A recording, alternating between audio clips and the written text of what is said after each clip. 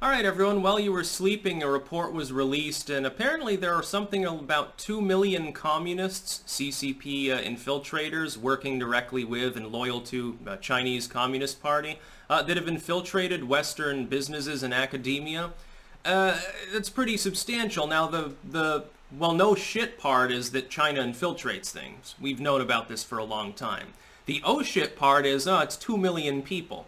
That's an order of magnitude more than I would have expected. I mean, they're going to have plants in IBM and GE and stuff. They'll have some Chinese influence in Raytheon.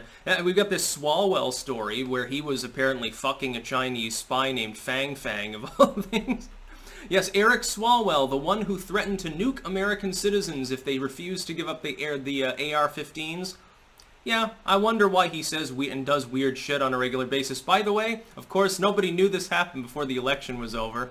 I wonder fucking why. And by the way, I wonder what group benefits from leaking this. I wonder which administration currently, potentially incoming in the U.S., has a big thing to deal with now that's going to stymie their normal relationships that are quite cozy, by the way, with Beijing.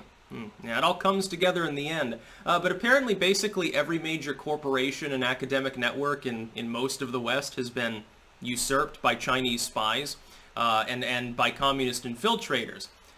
I wonder fucking why public policy at the moment is so authoritarian and matches up so closely with Chinese policy.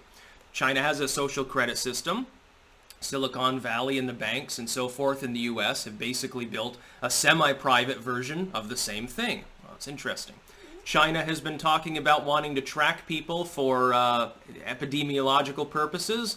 Well, what's the Western world currently talking about? COVID vaccination passports and stuff like that. Testing in order to be able to get on a bus or a plane and so forth. Free speech suppression.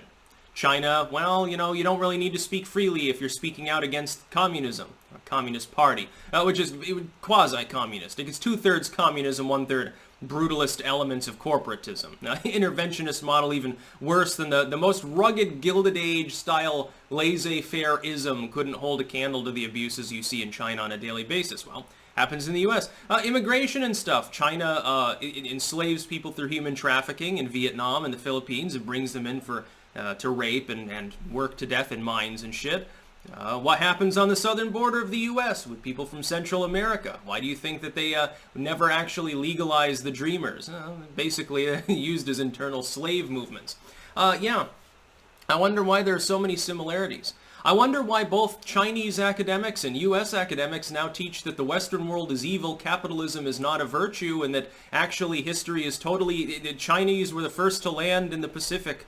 By the way, it wasn't the Norse, it wasn't Irish explorers, it was the Chinese.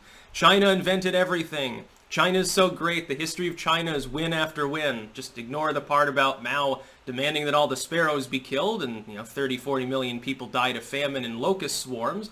That never happened. They've scrubbed their history a little bit. Aren't we doing the same thing? It's amazing how many actual bits of overlap there are between brutal, authoritarian, communistic, and evil Chinese state policy and what's happening in the West. I wonder who's influencing the decision-making with regards to this.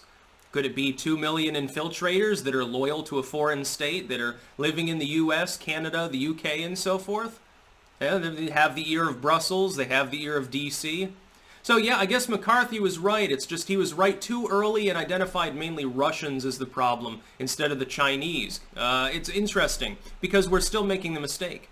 If you look at the 2016 election and stuff, they're like, well, Russia is usurping our election system. Russian infiltrators have overthrown our democracy. Oh no, it was Beijing all along. Dude, 2 million people, that's more people than are in some countries in this in the world. That's more than most U.S. states, or many U.S. states. I mean, you got it, it's insane. It's completely insane, by the way. If you look at the MSM reporting on this, they're still trying to downplay it. It's not a big deal. You're basically a tinfoil hat wearing conspiracy theorist if you think that this might have an impact on our lifestyle. 2 million spies and traitors are in our midst. Has no impact at all on government, on education, healthcare, but social policy, sociology. It has no effect on culture whatsoever. Apparently in the UK it's the biggest problem. They're actually reporting on it, though. If you look at the U.S. MSM, you're not going to see much. Nor are they talking about Swalwell swallowing Fang Fang's fluids. Interesting that he's not facing a probe for that. I think Sensenbrenner is calling for something like that. Well, see, there's even odds they even give a shit enough.